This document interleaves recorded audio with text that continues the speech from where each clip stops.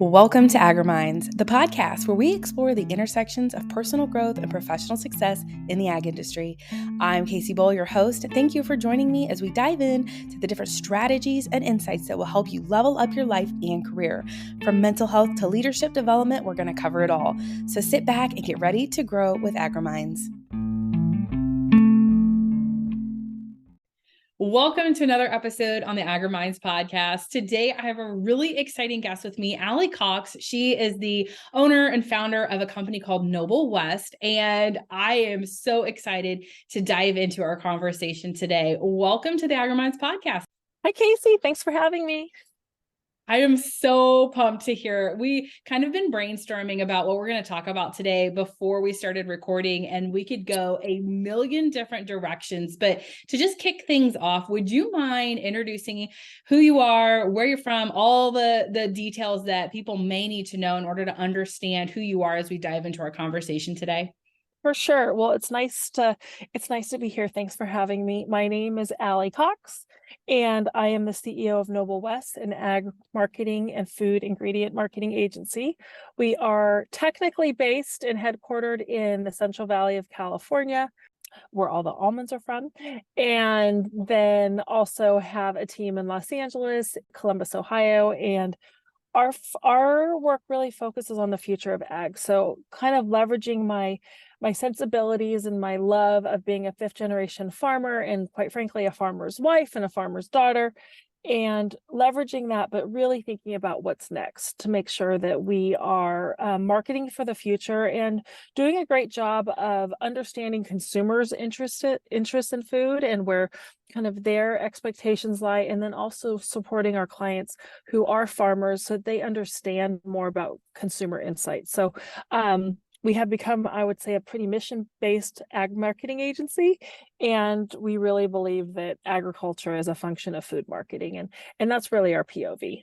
One of the things that we talked about right before we hit record was how innovative you have been to, one, not only start your company, but to continue to grow. And something else that you mentioned about your background of being this fifth generation family farming operation, the entrepreneurial spirit, when you talk about farmers and how the family farm can be innovative and move forward. When emotion gets thrown into that can hold them back in a lot of ways. And so let's just talk a little bit about what did your family farming operation look like, and the story of how you decided to step away, not maybe completely, but out of, and do your own thing too. And then we can kind of go from there, but maybe just provide a little bit of context of, your background and how you got to this business part. Sure. I would say I kind of am a lesson in duality, right? Like, so I grew up working in the melon shed. I grew up stickering melons, and so during the summer, ran the manifest, honestly, for our family melon shed. And then I also, of course, as a child, would just kind of work with my dad in the tomato fields and in the hills where we have cattle and whatnot. And so obviously that love of ag, and the love and the pride in doing like a hard day's work is something that's been ingrained forever. So we have I would be grinding hay, and I understand that. I learned how to drive on a feed truck, quite frankly.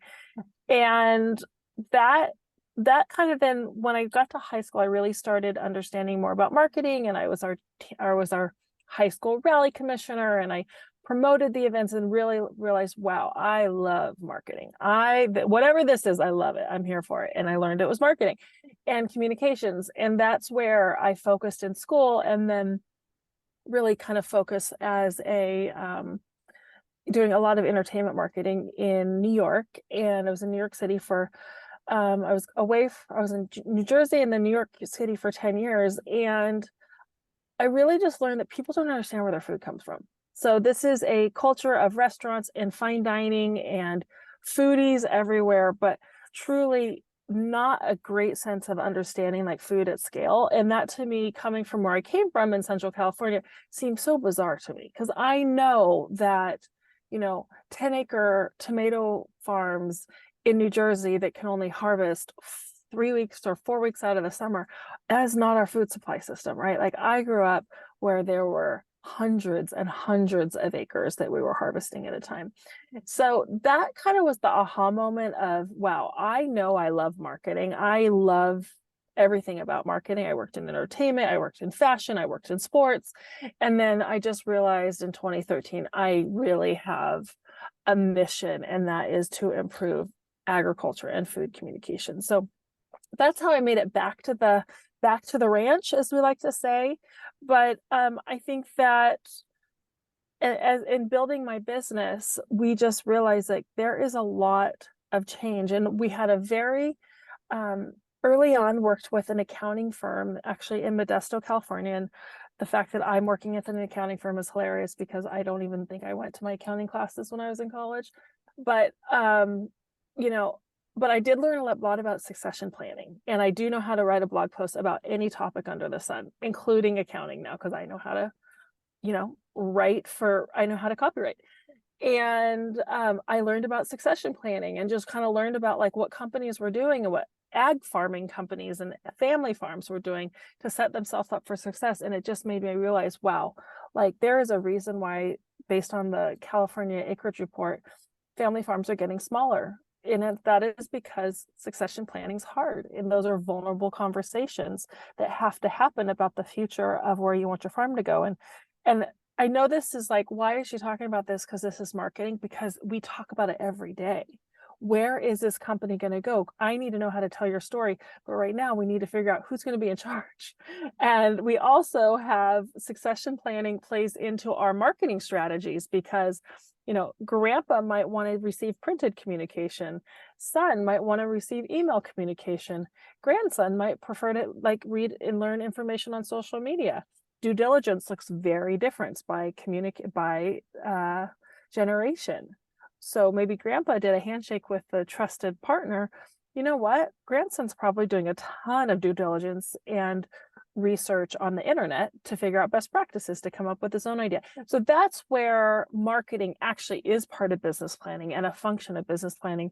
And that's where a lot of our clients rely on us. But I would say vulnerability is not, and like I think farmers are very vulnerable in that they know they're vulnerable to the elements like weather and commodity pricing and whatnot. That's a normal risk I think we're used to, but I don't think we're used to putting ourselves in the position of having vulnerable trust-based conflict in order to decide what to do with the farm. Because probably if you're like my family, probably your example for that was a grandpa who never retired. who just kept going until he couldn't anymore. And that is so respectable, and obviously something that I think hard work is just it's just a cherished characteristic in our industry. But I would like to see kind of intentionality about that, particularly so that we can get better pricing, consumers know more about their food, and quite frankly in the United States and in California, like they understand what they're paying for. It's a value proposition. It costs more to buy food that's grown here. It should cost more to buy food that's grown here. The regulatory compliance that our farmers go through is the most stringent in the world.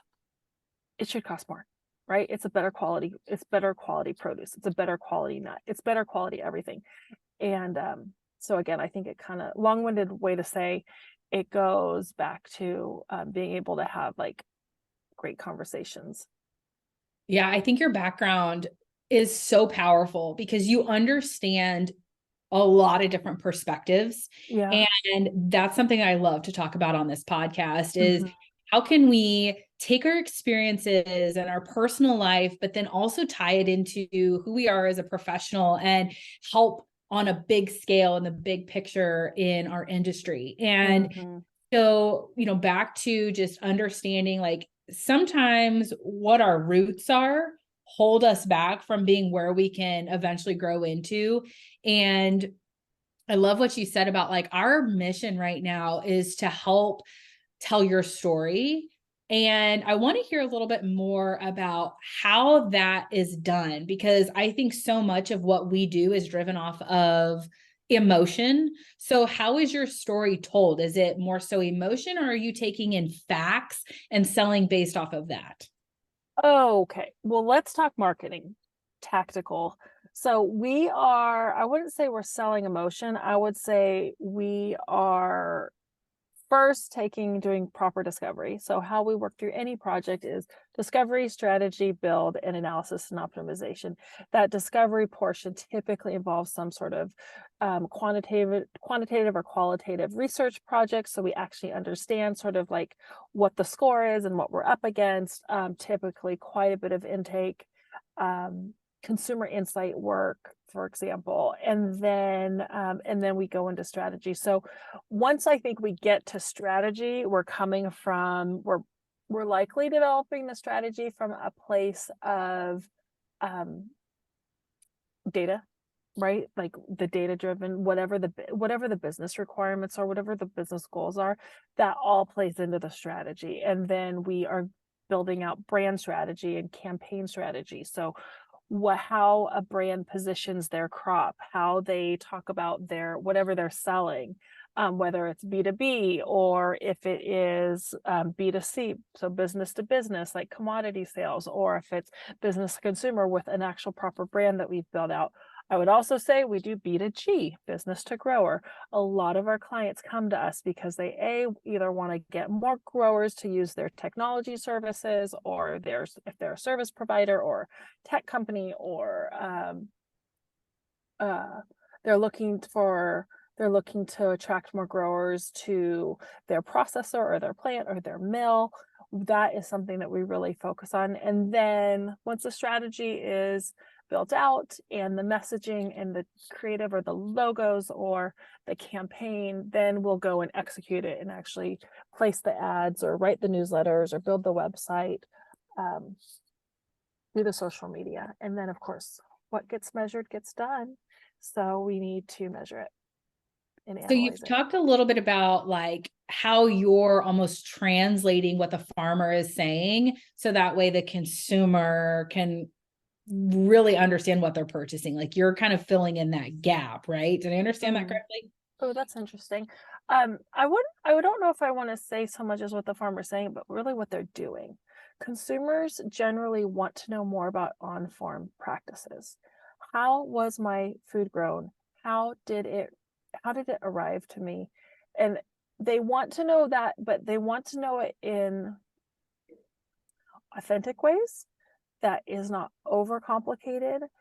Um, so that, because we never want to guilt a consumer into buying something for any reason, but more so we want to share that story. And then if this is done at scale from a commodity standpoint, then we need to make sure that like the macro issues are shared. So of course, right now, just going back to almonds get such a bad rap for being water guzzlers. Well, that's not incorrect, but let's also quantify in that we also need to look at like the carbon output. We also have byproduct use. We also have major economic drivers in our area particularly. But there's more to that story, that if consumers had the access to that story, potentially they might make different choices, or they might say, you know, I do want to support this industry, or I do want to buy more of this because of that. Um, and those are things that we really kind of focus on, is giving insights and shedding a light on stories that maybe wouldn't be told through a brand. And I think that we just, quite frankly, as an agency, have special access. And that is because our clients know that I have my own farm credit loans, right? Like they know I'm not going to do anything to harm the industry, and I care about it so deeply. And so I think it's a safe bet that they know that we're going to kind of push the story and push the artwork, but also shed a positive light on the food industry. Ooh, I love that. A lot of the places I like to focus on are like the human infrastructure of these businesses and who Mm. they are as individuals. You know, like I talk about the personal and professional development a lot. And so as you've looked back and worked with past clients, that maybe are on the smaller side, like not corporate farms, but more so like those family farms. And I don't necessarily mean acreage comparison, but just the family dynamic versus a bunch of employees that are not related, right? When you look at the family dynamic, what are some things that have held them back that they could maybe hear some encouragement from you or some pointers? Like if we have a farming operation listening to this podcast right now, and you're like, if you want to stay sustainable, if you want to continue this legacy and not just work for nothing right now, but continue on generations, here is some like insider scoop information as to how to build your brand, how to share your story, how to get to the consumer, and maybe some other fundamental pieces that you're like, this is what's holding you back and what could potentially squash future family farms and everything getting overtaken by corporate farms. What are your thoughts there? Well, I mean, Kacee, statistically speaking, 92% of all farms are family owned. So the likelihood that somebody listening to this, they probably are listening with the lens of being a family farm. And also you need to remember, I think most farming employees, I'm saying this anecdotally, like I would probably put a lot of money on this observation, quite frankly, although I can't back it up.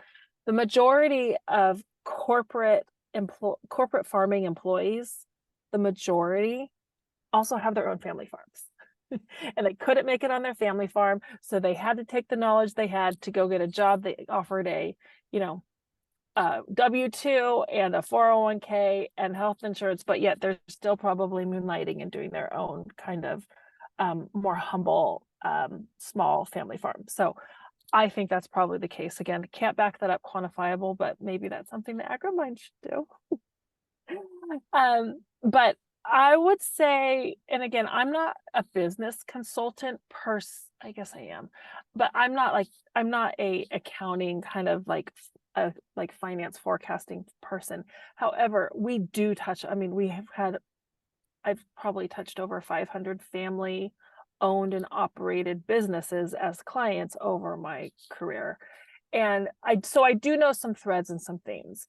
I think one theme for family farms that I've seen really work really well is when there's a board and there's some non-family members on the board. It adds some stability, it adds some professionalism. I think people are more accountable to a calendar.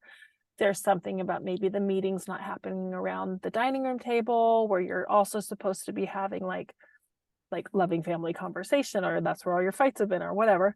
I would say those are a couple optics that I have. I also think just having a clear organizational chart assigned to tasks, that's a place where I think most family farms do a terrible job. There's no org chart, and there's probably no like delineated, written out like lines of roles and responsibilities. I think a proper succession plan that is in paper, that is either like that everybody is signed and agrees to, that is maybe a copies at the family law office or the accountant's office, or utilizing your third-party trusted resources.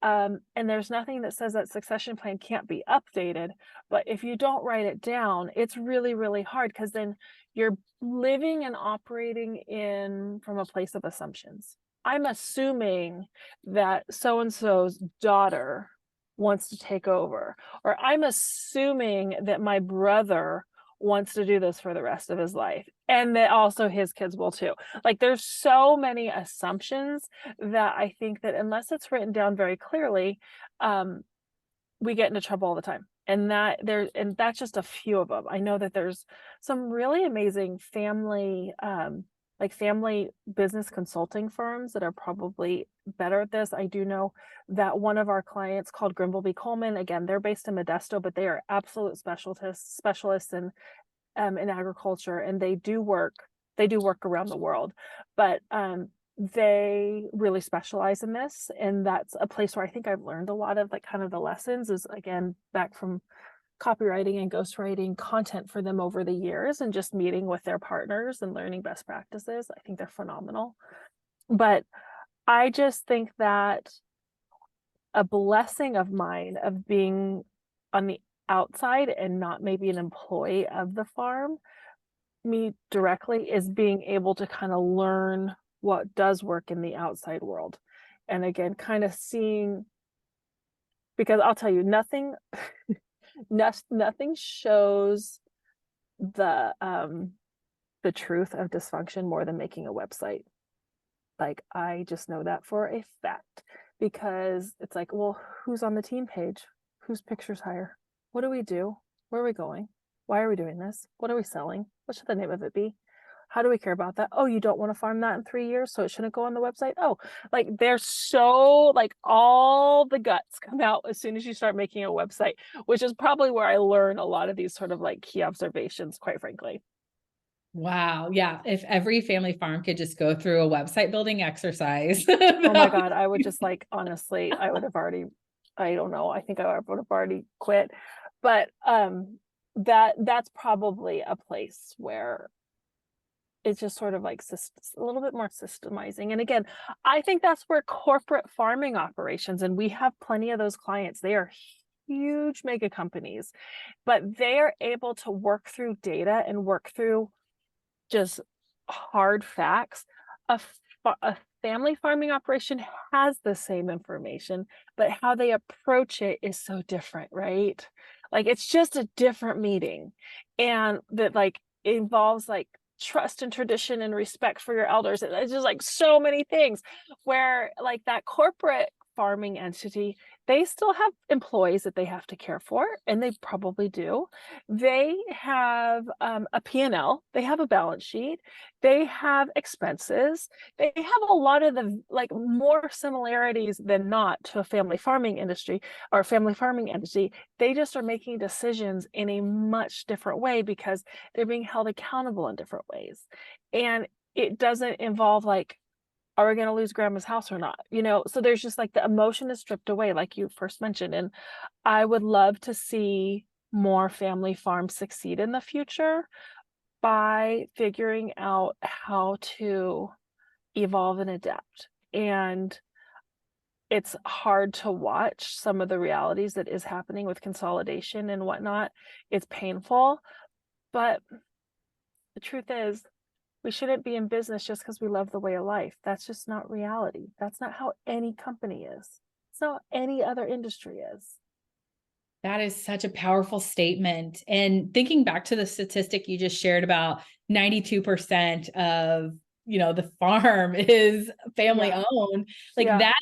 that's powerful. I didn't know that. And when I think about the family farm, I think I just automatically assume that they're all just like my family farm was, right? So like a mom and a dad, and we've been Right. around for a couple generations, and now we've got these kids, and it's Mm-hmm. the make or break of, are the kids going to come back to the farm? And if not, Mm-hmm. then what's going to happen with it? And I Mm-hmm. think if more farms earlier on started to look at their operation as an actual business and not just something that we do to earn money as a family, it would Mm-hmm. be a game changer. And so, not saying that you can't care about your farm or be emotionally invested in it and have passion to Mm-hmm. it, but it doesn't drive your decisions. Mm-hmm. Yeah.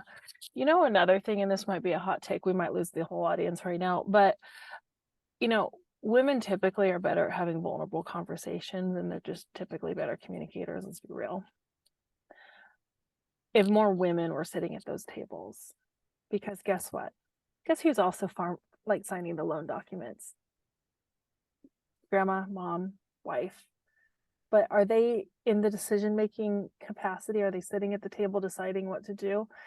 I think probably behind the scenes, but if they were more in front of the scenes, it might be a different conversation. I don't know. I mean, that's just something that I think. And the truth is, I think in the past it was sort of, and this isn't totally untrue, but you just need to have a lot of like physical strength in order to farm, because you got to like lift heavy things and do heavy things. And that's not totally untrue in any way. But there's a lot more ag tech. There's a lot more technology that does not involve as much like maybe manual power. And that's, I think, again, I think that's going to kind of breed a little bit more inclusivity. Yeah, This that's a really good. podcast episode is full of hot takes, by the way.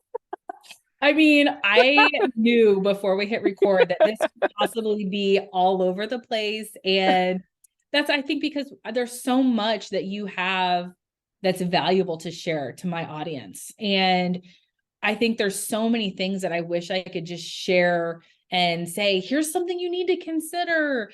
But it's really hard to do that when it impacts so many areas. And, going back to the personal and the professional side of things, right? Like you mentioned, we need to have a business discussion, not at the family kitchen, because that's where we should be talking about home and our life side Totally. of things. So like just having a separate meeting place could be the game changer. And I think the same can be said for so many things, not just the family farm, but anything within ag. I mean, whether you're a rancher, whether you own a feed store together with your family, whether you own a meat packing facility or an auction house, or whatever the thing is, any kind of family owned business Mhm. should be taking into consideration these things. But since I focus in the ag industry, that's obviously what we're talking about. But Mhm. I want to hear your take more on like the steps, right? So you mentioned like having a board of directors, having Mhm.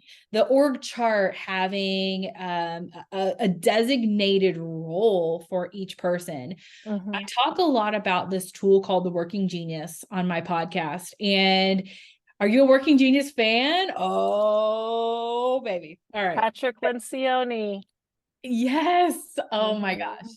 For I sure. love Working Genius. I do And too. I'm a Working Genius facilitator. And anytime I do Really? a workshop with a farming operation, you've Oh, always got fascinating. some people who are like, yes, tell me how we can communicate better as a family. Yes, Mhm. let's assign the right kid to the right role instead of dad just barking orders and saying, Yep. you go do this, you go do that, you go do that. Like Yep. the person in charge can put the right person on the right task. And so I would love to just dive into that a little bit further Sure. if you're cool with it. I know this is totally For sure. spontaneous, but Spontaneous is my love language. I have the genius of wonder. So we can wonder about how things should be all day long. And then I can also innovate on it and then galvanize too. so are you a wonder and ideation person? Is those your geniuses? My primary genius is one, or is it primary? No, what's the top? Um So you've got your genius, your competency, and your frustration. so my genius is wonder, which anybody who works with me would be like, oh, her Ali and her wonder. Because my wonder comes out at the most like inopportune in times, like, right before some, like right as we're like walking into a meeting. Um, so wonder and then galvanizing. Okay, so I'm a wonder and discerner, and Okay. I always am that person who's like, well, what about this? Or what do you think about this? Or why Yes. do we do things this way? And so Yes. knowing that I can be somewhat of a destructor when it Uh-huh. comes to that, Uh-huh. I know that that can play out on the family farm. And so just having that awareness Hmm. of who brings what to the table Yep. and being able to assign the right tasks to the right people is really cool. And that's where, when you talked about the org chart, I was like, Yep. yes, because so much of the family farm, and I wish there was another term I could use for that, but when I just think of like a standard farming operation that isn't in a business mindset, that's like, Right. here's the org chart, somebody who hasn't gone that step yet, it's the Right. hierarchy is here's mom or dad at the very top, or grandpa even depending on the farm, Hmm. and then everybody else. Yeah. And Kacee, a book that I'm sure that you've read is the E-Myth by Michael Gerber, like the entrepreneur's myth. That is, I just reread it recently as I was kind of thinking honestly through my own small business. And that is where um he gave a great example about two brothers starting a widget company. And the first way they did it was, we're just gonna, all hands on deck. We're brothers. I open one day, you open the other day. It's just like, if you're not doing it, I'm doing it. All good. Okay. Then they bring in an employee and an employee and an employee, and all of a sudden quality goes down, frustration goes up, all the things happen, right? And it implodes. Okay. Then scenario two, what if brothers said, okay, you're good at this, you're good at this, I'm good at this. Okay, we know in order for this company to work, we need a CEO, we need a COO, we need a CFO, we need a marketing and sales person, we also need an admin person, and we need a product quality person. And then let's write down the description of what each of those roles do. And then, you know what? We're still two brothers, but you know what? You're better at making big picture decisions. Okay, you're going to be the CEO. Okay, you take that hat. Okay, you're better at marketing and sales and the customers love you. Okay, you go over to sales and marketing. Okay, you are just better at tinkering than I am. You're a product person. Now, the product person might be the same person as the CEO, who also might be the CFO, who also that, but at least it is you've got the structure. So that way, if you do grow, you're actually primed for growth. And then you could be like, okay, you know what, we're going to slot somebody in here to do this, and this is your job description. And now I don't have to do that anymore. But it's just being intentional about where you want to go and then creating structure so that you can get there. And I mean, this is my goal every day. Now, it doesn't mean I'm perfect in my own business, but that is the goal. And I would say, for anybody here listening who does have a small business, who has, the normal, I mean, small businesses go out of business every single day. So really, as we think about like losing family farms and consolidation, it's actually just following the trend of what all other businesses do. So I think that'd be a great read for those struggling kind of with how to run a small business, including a farm.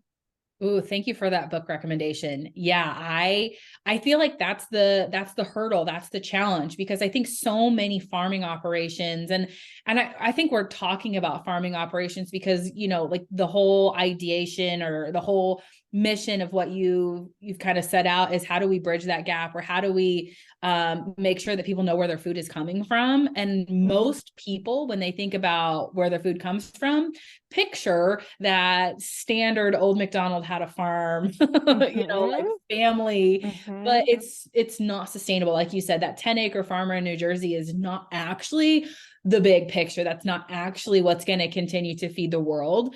And so we've got to find a way to help the family farm think about the things that they love and they're passionate about and are an emotional tie to in a business aspect. And when you're able to say, brother one, I know that you are really passionate about, naturally gifted at these things, and I'm going to make you CEO. That doesn't mean that the older brother, who's naturally gifted at these other things, that's dubbed operations manager, is a less important role, or, oh, dad must favor this one brother versus me because he named him a higher role on the org chart. You're still coming at it in a way that's like, I know that these are my strengths. I'm still a part of this family farm. I'm still continuing this legacy, but I'm also educating the consumer on where their food is coming from without my emotions holding back our family's success. And we're able to do it in a way that's like, okay, we can still be sustainable, we can still feed the world, but still hang on to our roots at the same time. Well, I think that also is why you need to be bringing in, I mean, use the Working Genius or any of the other tools similar, but that's also where, like, if you know that you're missing some of, like, if you're missing like the enabling person, or you're missing, like that's one of my weaknesses, which is why I really focus on bringing people that have that characteristic on my team. But if you know that you have big holes that you're missing, or you just need to lighten the conversation, I really think that's where outside board members or outside advisors can be really, really helpful. But that again goes back to vulnerability. Are you willing to share? Guess what? Most people aren't. I think when you think about it from your perspective as a business owner, you're probably using tools like that in your business with the staff that you hire. But like you said, it's one of those things where if you're a farm owner, are you willing to let somebody else in on where you might be weak or where you might be struggling? And there's so much pride that gets in the way of actually being able to help someone with that, because we don't know that those areas of gap exist. And so I always do a team map with the farms that I use during those workshops, but I don't call it a team map because most farms don't talk about the people that they employ as a team. They're family members or employees, right? And Totally. so I always say, like, let's just figure out like where everybody fits, Uh-huh. take away some of the corporate lingo. Yeah. And that seems to be a little bit better of an approach. But for today's conversation's sake, when we take a team map, you can apply that to a business, like a corporate business. You can apply this to an organization. Maybe you're on the Indiana Corn and Soybean Board. Like, I'm in Indiana, so that's why I picked that one. Maybe you're on, the volunteer fire department. Maybe like it does not matter. Any association that you're tied to, or even down to the family farm, you can look at who's involved, who needs to be put on what type of position. And if you're a solopreneur, like you're the only one who's involved and you have to wear every single hat, every job is a 6-letter job, or can involve all the geniuses. And even if you are doing most of the work that's a frustration, that's going to give you the grace and like the relief of knowing I may not be enjoying this part of my job, but I know it's part of it. And I kind of have a different mindset going into it now that I know what my geniuses are. Or I know, okay, I need to hire that one part out or delegate it to somebody else. And so it can be so powerful in both your home life, in your marriage, in your corporate business, in the organizations that you volunteer on, in your family farming operation, like literally every aspect. And so that's why I preach on the working genius in pretty much every single episode. And I think that a lot of people listening might be like, that's all well and good, but you know what, Kacee and Ali, I can't afford that. We're barely getting by. Like, we don't financially have the luxury to like make all these investments that you're talking about. I think that's probably a lot of people are saying that, like, gosh, ag tech sounds great, but we can't afford anything else. Like, we're not even breaking even right now. But I feel like that's also a place where, again, stepping outside of it and thinking like a little bit more strategically, or thinking from a little bit of a growth mindset, or just reshifting. And if you know you're already like losing the farm and it's already a depressing state, that's where outside counsel can probably, and if it's an accountant or if it's a friend or whatnot, can say, well, this looked like it was going pretty well. What if you focused on that? Or guess what? I just heard that like we're going to be getting, this crop is doing really well. What if you farm that? That's where I think the outside perspective is really good. Yeah, I think I hear that most common where they're like, I just can't afford that investment, or I just can't afford to make any changes right now. And I always challenge that. And the situation is always different. But the big one is, how much money are you spending on new equipment, in your seed, in your fertilizer and chemical, or your personnel? But it could be that investment into your own personnel is the smallest investment compared to new equipment, new machinery, whatever it is. It's the smallest investment with the biggest and greatest impact. Totally. And the quickest return. It's just not a normal line item. That's the problem. Yeah. It's not a normal line item. And that's where I think that people get into trouble. Yeah. And when I hear people say, like, what's the quickest way I can get a return on my investment? What's the best, investment that I can make that's going to show up the quickest? I'll see the quickest impact. And I'm like, it's your people. Anytime I've done a Working Genius workshop, or anytime in the AgriMinds program, when we touch on that, 10 minutes in, people are going, oh, 10 minthat's. Yeah. Sometimes you can't see a return on the soil practices that you're doing for a couple of years. Right. Totally. So that's why I always say, like, it all comes down to your people, but understanding and having the awareness of what your strengths are, what your weaknesses are, and how to regulate the emotion behind all of that is what is going to make or break the family farm, in my opinion. Totally. Ugh. Well, we could go on about that forever. Yeah, that's some good stuff. Well, thank you so much, Ali, for joining me today. If someone wanted to utilize your services, work with you and your team, where can they find you? And do you have anything that you want to just share in particular about what you can offer or help them with? Sure.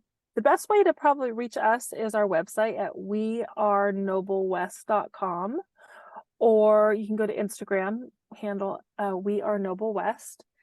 or you could follow me on LinkedIn at Ali Cox. That's a normal place to find me. That's my that's my water cooler. But I think if folks here are interested in help kind of telling their own story or for their family or regional business, or just really want to know more about ag marketing, please feel free to reach out. I love talking about it. Yes. Well, you're doing some amazing things. I'm so glad that you took the time to be on the AgriMinds podcast. Thanks, Kacee. All right. Thank you.